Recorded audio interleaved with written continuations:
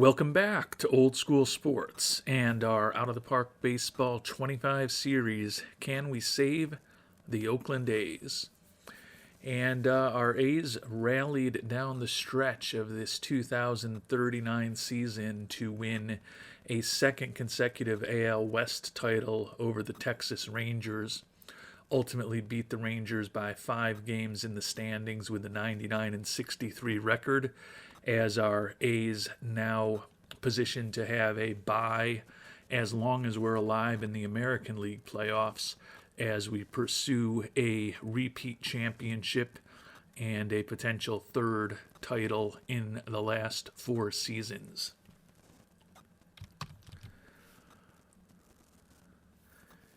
And I know some of our longtime viewers and commenters like to kind of gauge how successful a playoff run we're going to have by the length of these episodes when we begin the playoffs.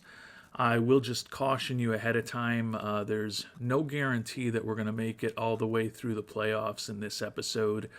It's conceivable that we lose in our first round in the division series.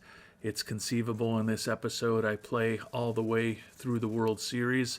But it's also conceivable that we win a series and then I stop the episode.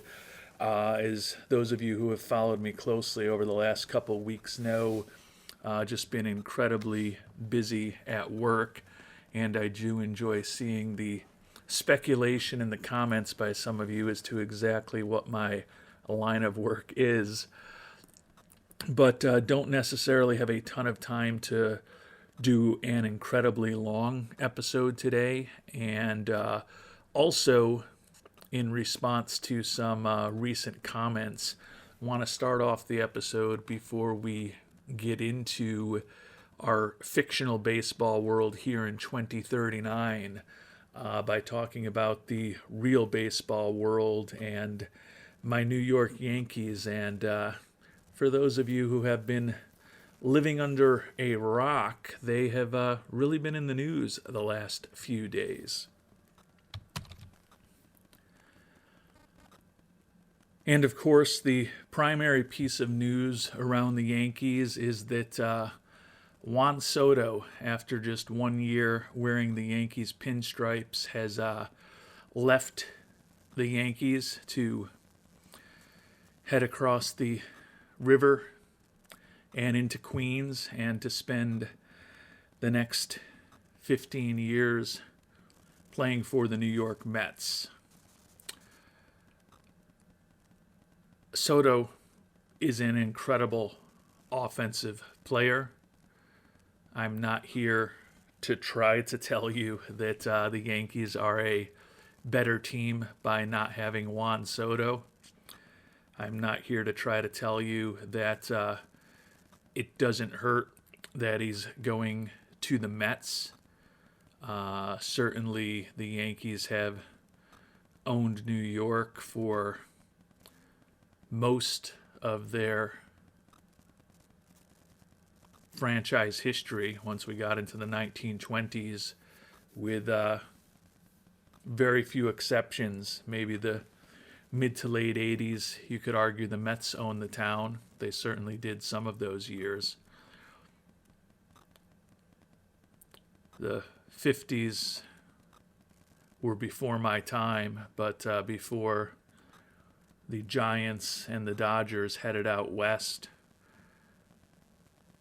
I think there were certainly some seasons when those teams were also threatening the Yankees. But for the most part, New York is a Yankees town, so to lose a guy to the Mets certainly hurts. And it also hurts that the Yankees gave up an awful lot to essentially rent him for 1 year. Certainly made the World Series for the first time in 15 seasons, which was positive, but they ultimately ended up losing. And it's nice that the Yankees got back into the World Series, but it's ultimately about adding to the 27 World Series titles that they already have, not the 40-ish World Series appearances that they have. So certainly Soto is a massive loss to the Yankees. That being said, I think the offer that Steinbrenner and Cashman made was higher than I thought they would go. Not surprisingly, being a Boris client, it seems like Soto went for the most money. And I certainly don't begrudge him that. I think the Mets are going to get an absolutely incredible offensive player for the next decade plus, assuming he stays healthy. But certainly the last 4 or 5 years of that contract could be pretty rough when he's in his late 30s and into his 40s. But certainly the Mets are a better team today than they were a couple of days ago, and the Yankees are a worse team. That being said, had been preparing myself over the past couple of weeks for the potential departure of Soto. And I'm not saying I didn't want him back. Let's be clear about that. What he did batting in front of Judge this year, I would have loved to see what that duo could have done offensively together for another 5 or 6 seasons. But I did think, given the willingness that Steve Cohen has to invest his massive personal fortune into the Mets, that they would be a huge threat. And they did end up bringing him on board. So I've been thinking about what the Yankees could do to make me be less angry about losing Juan Soto. And I've mentioned this in bits and pieces to some of you in the comments over the past few days between episodes. So if the Yankees are able to execute on what I'll call my 3-part plan to revamp the roster in a post-Soto world, and Hal Steinbrenner is willing to ultimately spend several $100 million to do it, I am not going to complain if they're able to revamp the roster in a different way. Certainly would love to have Soto on the team, but there are multiple ways to build a team. And as we certainly saw throughout the season, most notably in a couple of those games in the World Series, the Yankees have some issues with their defense. They have some issues with their fundamentals as a baseball team. At times they had issues with their pitching. Certainly have issues with base running. So building a different type of roster to try to remain competitive is something I'm willing to give them a few weeks to try to execute on. The first and most important thing that I was hoping the Yankees would do if they lost Juan Soto was to sign a top-notch starter, which would be Max Fried or Corbin Burns. And earlier this evening, the Yankees signed Max Fried. 8 years, $218 million. Definitely a lot of money and a lot of years for a guy who's on the wrong side of 30. But with the righty Cole and the lefty Fried at the top of the rotation, the Yankees have a pretty intimidating 1-2 punch, both of whom have also been pretty successful postseason pitchers. So they've already executed on one of the 3 things I was hoping they would do if they lost out on Soto. The second thing I'm hoping the Yankees can execute on to atone for the sins of losing Juan Soto to the Mets is to add one of the veteran bats that's available in free agency. Thinking about guys like Teoscar Hernandez, Pete Alonso, Alex Bregman, Anthony Santander, Christian Walker, someone of that ilk. I am honestly not in love with any of those players. They're all on the wrong side of 30. Some of them are in their mid-30s. I think they're going to end up getting too much money and too many years for the most part. And clearly, none of them are Juan Soto. But I do think if the Yankees ultimately add one of those bats, that will help make me feel a little better. I don't, as I said, have a real strong opinion on which one I'd like to add. I think it comes down to years and money. If they can get a better discount on Walker, who's kind of the oldest player and probably, arguably, one of the most questionable offensively at this point. Maybe that's the way to go. But again, I don't have a strong opinion because exactly who they would need, because you've got outfielders, first baseman, third baseman among that group, is somewhat dependent on executing on the third part of my Juan Soto remediation plan. And the third part to me is the most difficult. When I was thinking about what the Yankees might have to do if they lost Soto over the last couple of weeks, the guy that I really thought would be a potentially great piece of mitigating that loss was Willy Adames. Particularly now with a left-handed pitching, ground ball, pitch to contact focused pitcher like Max Fried, the opportunity to potentially put Adames at third, keep Volpe at short, and move Chisholm to second could have really helped tighten up the Yankees' defense.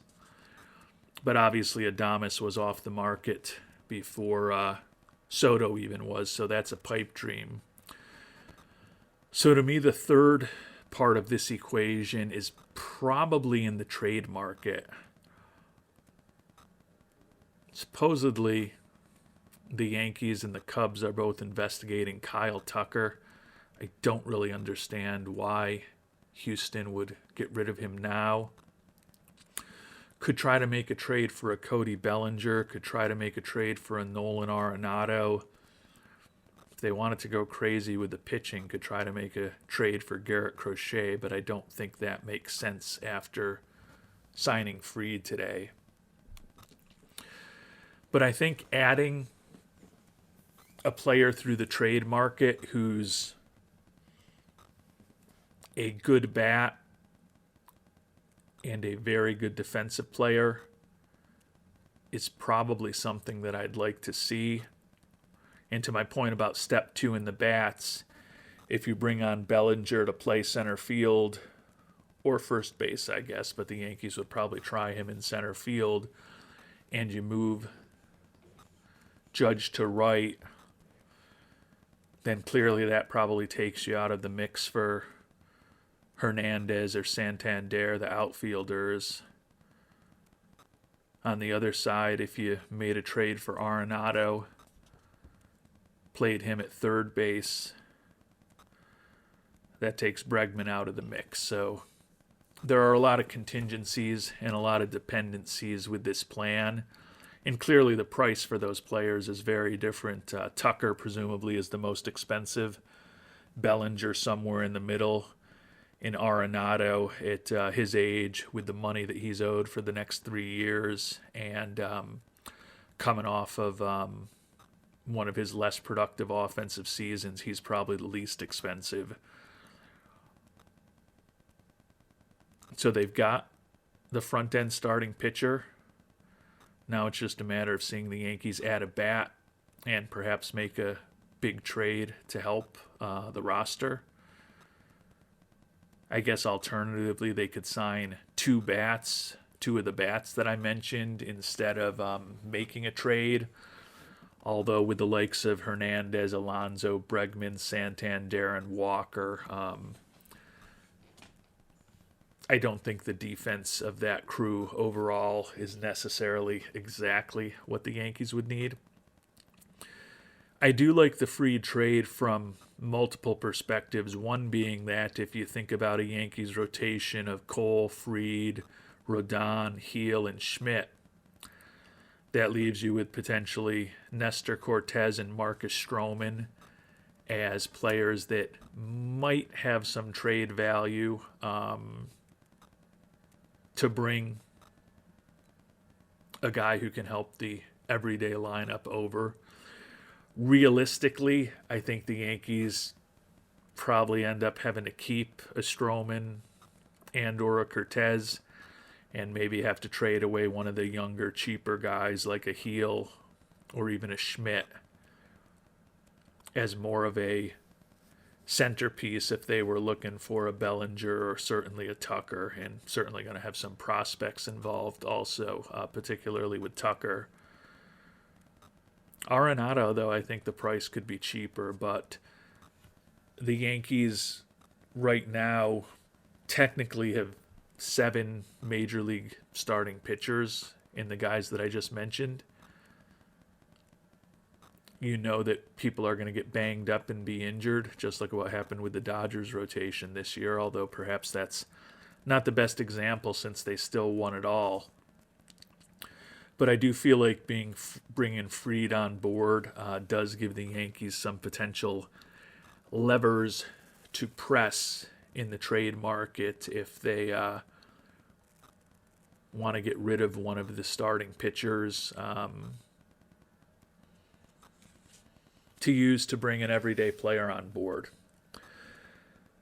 So am I happy they lost Soto? Of course not. He's an absolutely incredible offensive player. He excelled in New York, and I'm sure he's going to excel with the Mets for many years to come as well. But with Fried on board already, and the potential for more free agency moves and or trade moves, if the Yankees end up executing on my 3-part plan, I'm not going to freak out over losing Juan Soto. Now, if Fried ends up being the Yankees' only significant acquisition through the free agent or trade market over the next month or two, and they go shopping in the bargain bin of free agency in a month and a half, and they don't make an impactful trade, then I'm certainly going to be more down on what Cashman and Steinbrenner have done this offseason. But right now, I'm trying to remain optimistic, and we're going to give them some time. So if you've got thoughts on the trade, if you've got thoughts on what the Yankees should do, or if you've got thoughts on Soto to the Mets, would love to hear about some of that real-life baseball in the comment section as well. But before we move on from Soto entirely, we'll take a look at what he did in this world. Had a pretty good year with the Yankees in 2024 when this playthrough is getting underway in the fictional years. Probably not quite as good as he did in real life with the Yankees. Ended up retiring at the age of 38 after the 2036 season. So that would mean that he would play 12 of the 15 years that the Mets have signed him for. Best season he had was a 6.6 WAR, 33 homers, 106 ribbies, and a .315 batting average with the Twins in 2031.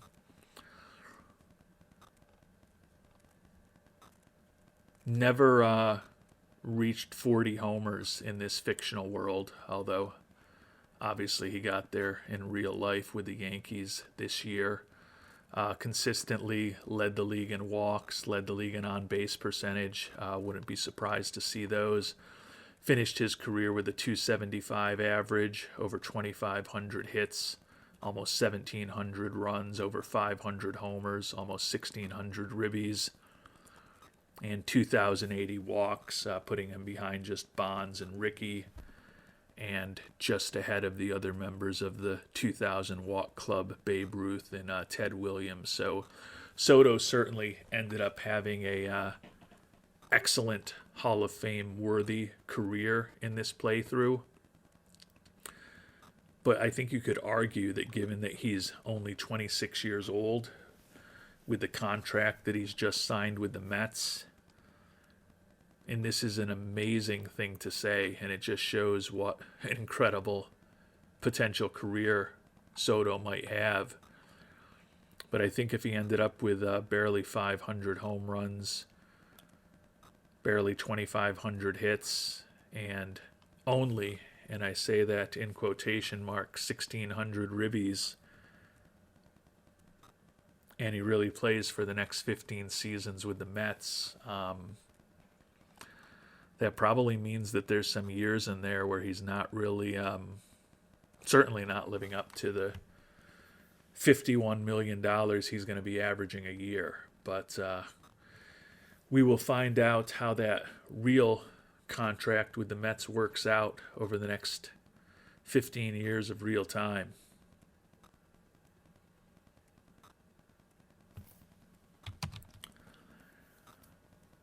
And with that, we'll finally turn our attention back to our fictional world and our Oakland A's here in 2039.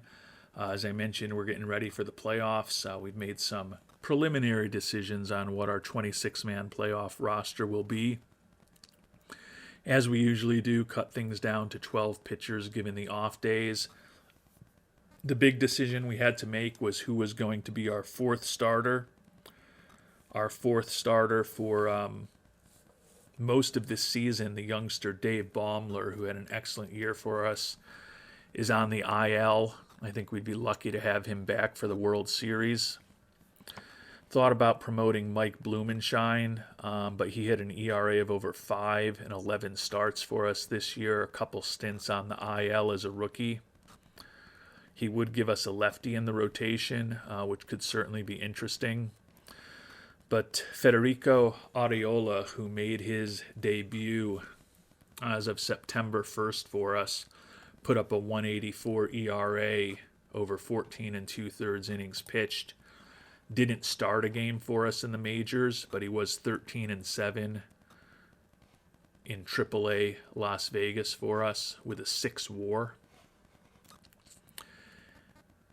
Is the guy that we're going to give an opportunity to make the first start of his major league career if we need a fourth pitcher in the playoffs. And certainly the hope would be that we'll need a fourth pitcher at some point. Would love if we didn't need a fourth starter until a potential ALCS, meaning that we could sweep a best-of-5 series in the DS against either the Yankees or the Rangers. But at some point, hopefully we'll get to see Areola making his major league debut as our fourth starter in the playoffs. Saldana, Dora, and Weiss are 1, 2, and 3 starters all season long. All had sub-4 ERAs. Will be our 1, 2, and 3 starters in the playoffs.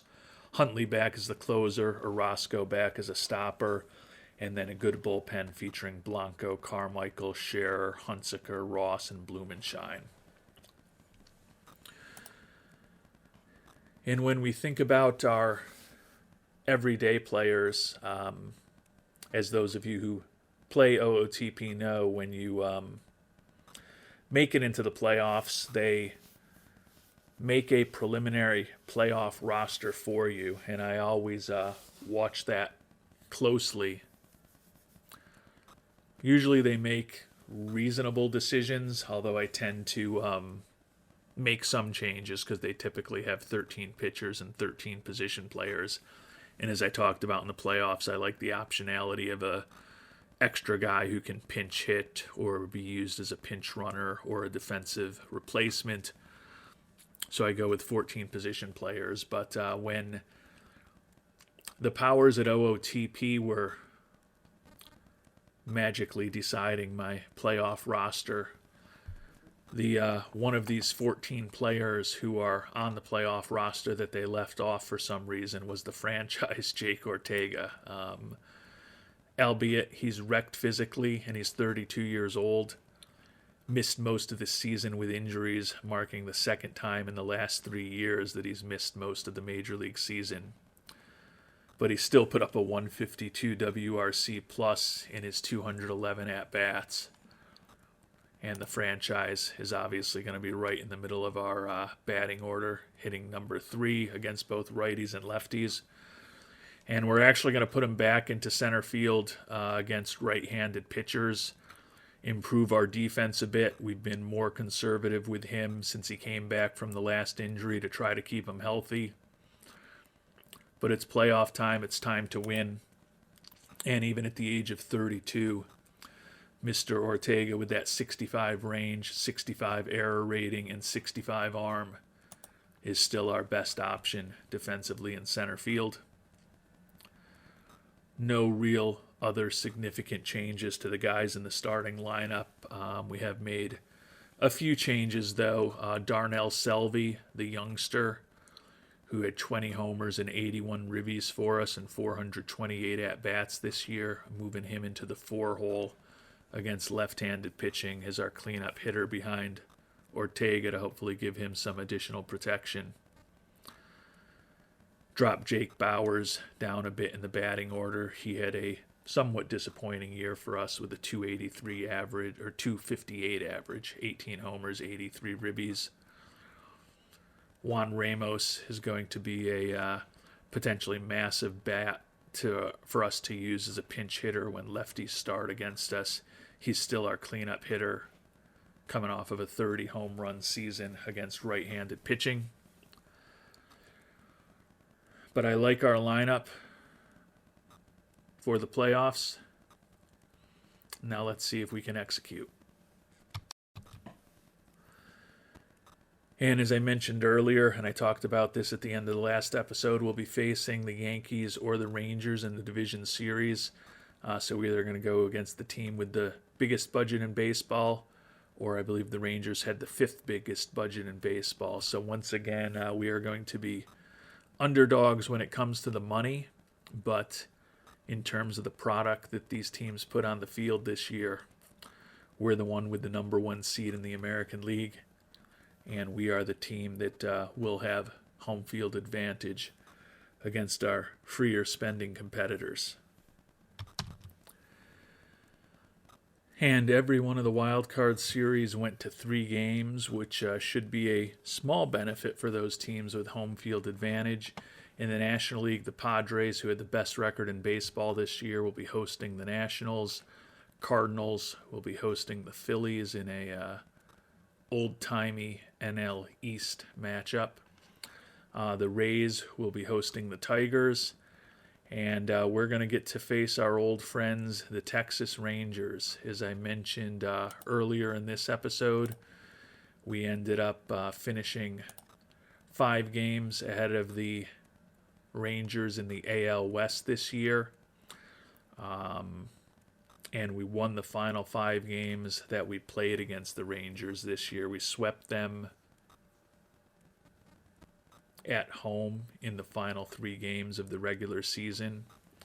And then we also won the final 2 games of a 3-game series in Texas a couple of weeks earlier.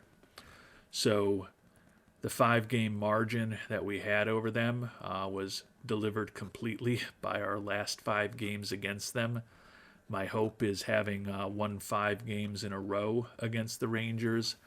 That doesn't mean that we get unlucky here in the playoffs and they turn the tables on us, but going to certainly be a huge challenge given that they have been, along with us and the Padres, pretty consistently one of the top teams in baseball over the last 5 or 6 seasons. And as I mentioned, on paper, we should be favored. We were the first place team in the West this year. won the division by 5 games. Interestingly, after winning the division by 5 games and winning those final 5 games against the Rangers, we ended up 5 games above 500 against Texas this year, taking 12 out of the 19 games we played against the Rangers. We had the best offense in the American League, ranking first in runs scored. The Rangers were 6th. Pitching staff's very even. We were 3rd. The Rangers were 4th. They allowed only 7 runs more than our Oakland A's did this season.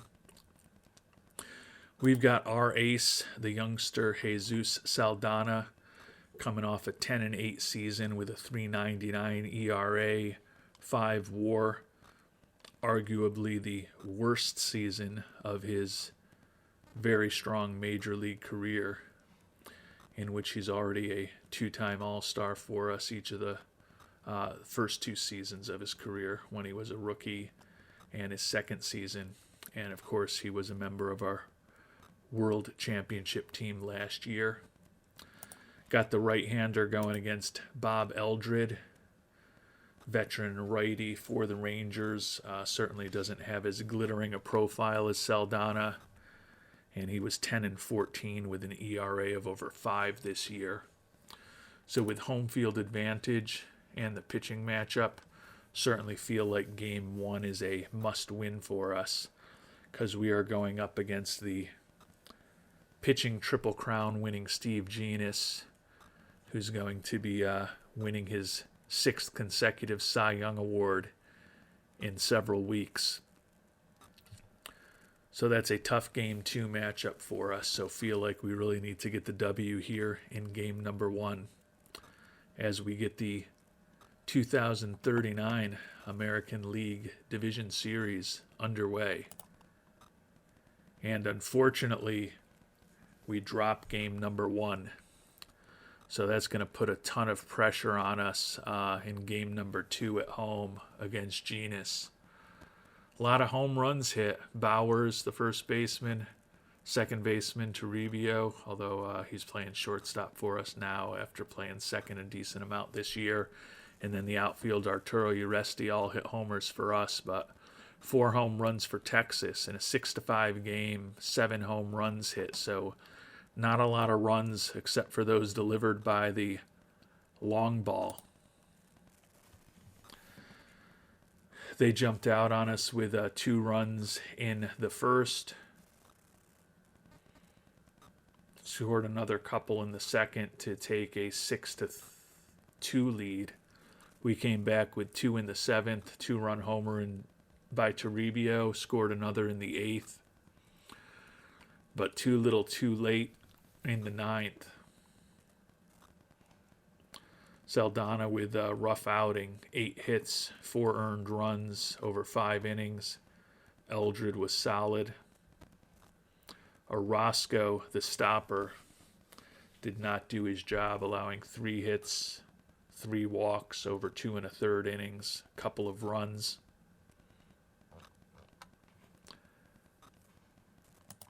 And the pressure is definitely on our Oakland A's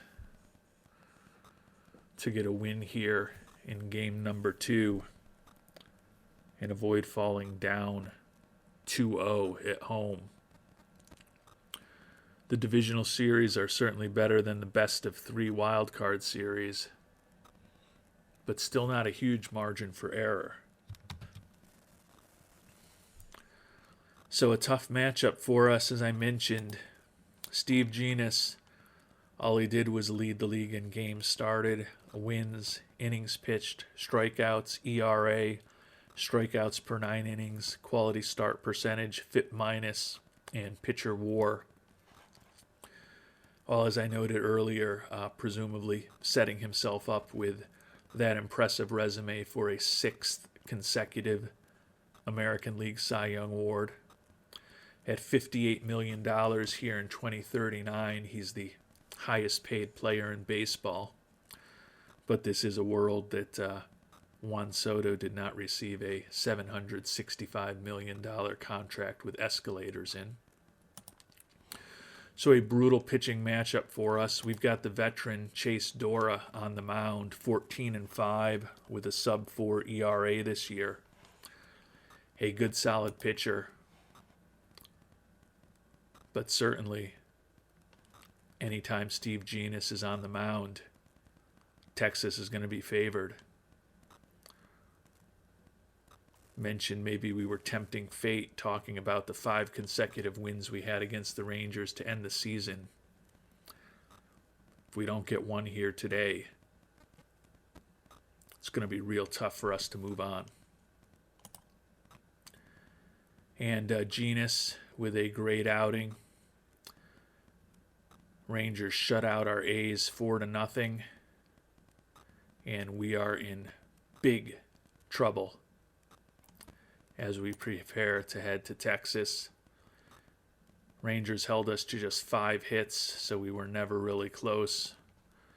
Scored runs in the 3rd, 4th, 5th, and 6th innings, take a 4-0 lead. Got a couple of hits from the brilliant rookie Juan Pimentel.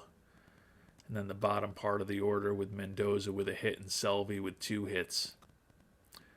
Not much else against Genus, who allowed 4 hits while striking out 8 over 7 innings. Dora, 8 hits, 2 walks, 3 earned runs over 4 2/3 innings. And our hopes of a repeat are rapidly diminishing.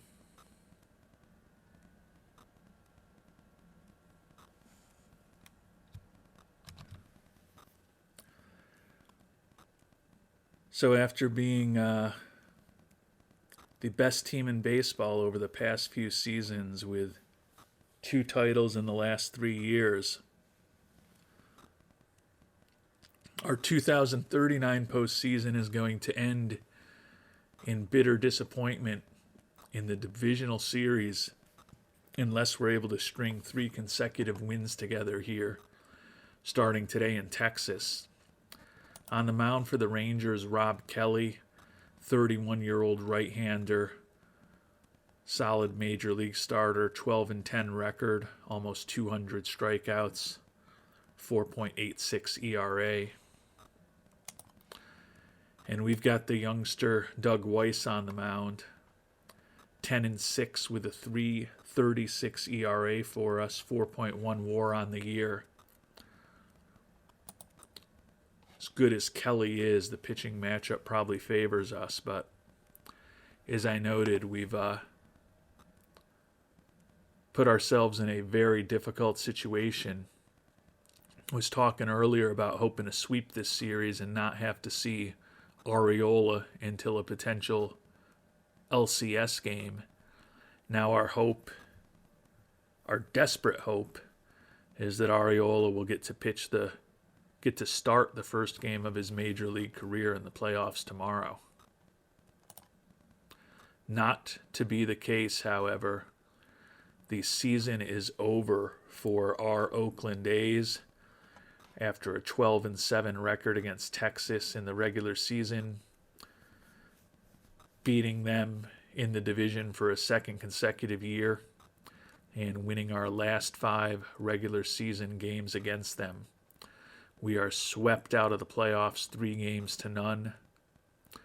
Did get homers from Uresti and Pimentel, but they had 4 home runs in the game against us. They blew us out 4-0 with the brilliant pitching performance from Genus.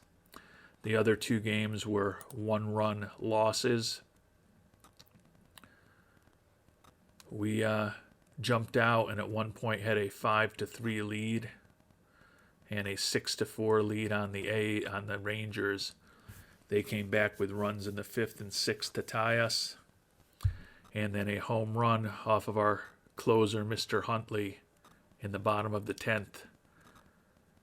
Walked off the series and walked off our hopes for a repeat.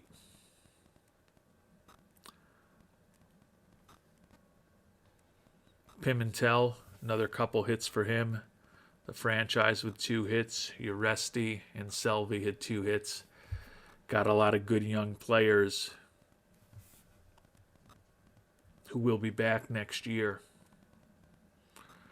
But the roughest pitching outing of any of our starters in this brief foray into the playoffs in 2039 by Weiss. 5 hits and 4 runs, all earned over 3 2/3 innings. Hunsaker, Orozco, and Huntley, of course, all gave up runs. Kelly was not great. 5 runs, all earned over 4 innings pitched. But Turpin and Padilla combined to allow just 1 earned run over the last 6 innings of this game. And unfortunately, after an outstanding regular season, the season is over for our Oakland Athletics. Only owner goal we had this year was to reach the playoffs, so we did accomplish that. But after an outstanding regular season, certainly disappointing to get swept out of the playoffs 3-0 by our bitter division rivals. And there ended up being another upset in the American League. The Rays upended by the Tigers. So the 2 top seeds, our A's and the Tampa Bay Rays, bounced in the divisional series in the American League. The favorites did win in the National League, with both the Padres and the Cardinals sweeping their series. So the San Diego Padres, as we sit here on October 15th, with a 108-54 record, we're 11 games better than the Cardinals, 14 games better than the Rangers, and 23 games better than the Tigers. So certainly would say that the Padres are probably the favorites to win it all at this point. And as I mentioned, over the last several seasons, our A's, the Rangers, and the Padres have probably been the top teams in baseball. We beat the Padres in the World Series a year ago when they were defending World Series champions. They won in 2037, and we, of course, also won in 2036. Before that, the Rangers took 2 out of 3 World Series. So we've won 2 out of the last 3, and the Padres are potentially 2 series away from being able to say that they've won 2 of the last 3 as well, and they're 4 wins away from a 3rd consecutive trip to the World Series. We'll find out who ends up facing off in the World Series and who is your 2039 World Series champions in our next episode. At which point we'll also take a look at our roster in a bit more depth as we start preparing for the off season. Definitely a very disappointing finish to what was a pretty strong regular season from the Oakland A's. And now the goal is to figure out how to ensure we're back in the playoffs in 2040 and hopefully positioned a bit better to advance further than we did this year. Until our next episode, thanks so much for watching and hope you have a great day.